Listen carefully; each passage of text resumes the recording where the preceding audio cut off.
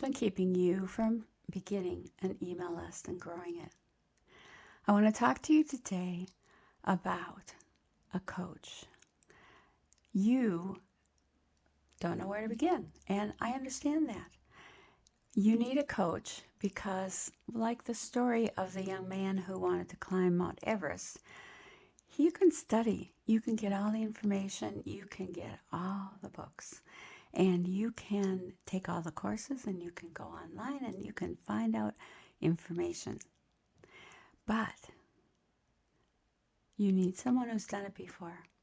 You need someone who's a guide and a mentor.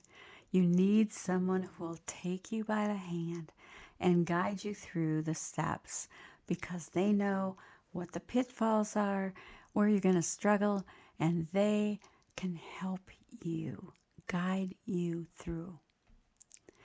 So, what is the number one thing you need to do?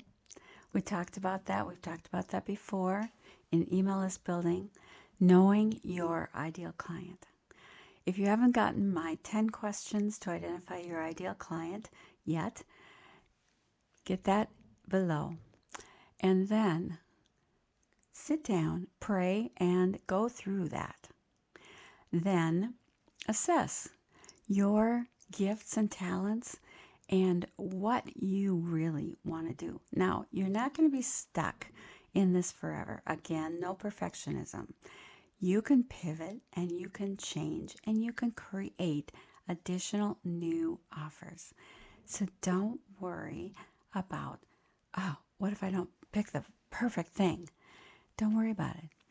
Just sit down and look at what your gifts and talents are, what things you've accomplished, and then write down the steps. Get an offer put out there. Get an offer put together.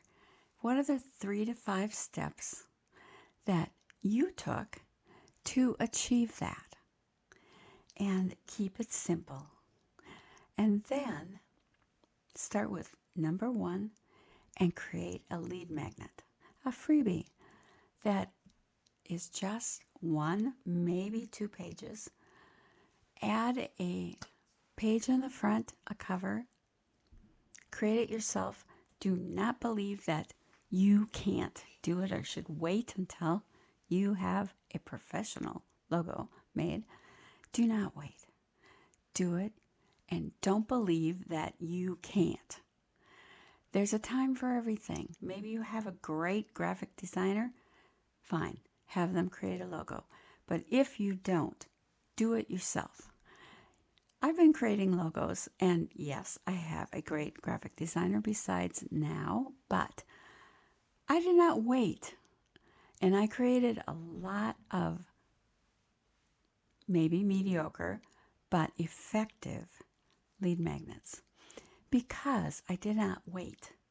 So don't wait until you have a fabulous professional logo.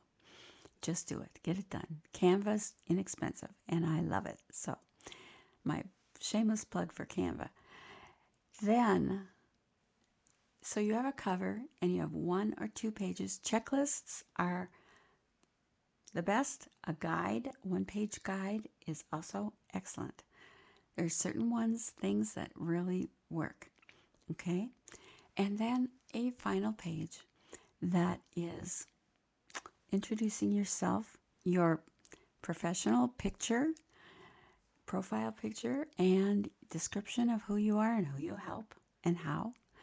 And then what's the next step for them? Again, don't wait for this if you don't have the next step already. Don't wait. If you do, if you have the next step, if you have something, a low ticket offer, low cost offer, something between 17 and could be all the way up to $97, but 17 to 47 usually is a low ticket offer. That's the next no-brainer step for them after they have gotten your freebie. In the process, what's the next logical step? If you've given them the what in the freebie, now you can give them the how. I help you through all these steps. If you don't know, if you need someone to take you by the hand, click below to learn more. You can launch your list live. Then the next thing, you've got these steps and you've got a lead magnet, a freebie. If that lead magnet is successful, it's getting at least a 50% opt-in rate. That means that 50% of the people who see it click and subscribe. Then you will send a few emails in your welcome sequence. And that's where you'll deliver their freebie. So what you have just done is to train your subscribers. They know now that they need to look for you, Wendy Gunn at Your Home for God, in their email inbox. And you need to tell them how else to connect with you in that first email. But they know to go to their inbox. Click to open that email. And then they're going to see within that email the freebie that they just signed up for. And they'll click on it. You have just trained them to not only open your email, but to click within it. The more that you train your subscribers to do this, the better. In that first email, you're going to introduce yourself. You're going to briefly introduce yourself. You're going to share with them how you help people and where to go to connect with you. Do you have a YouTube channel? Is that your best place? Do you have Instagram? Is that where you want them to go? Do you have a blog? Do you want them to go there? You decide, and then you put that in your first email.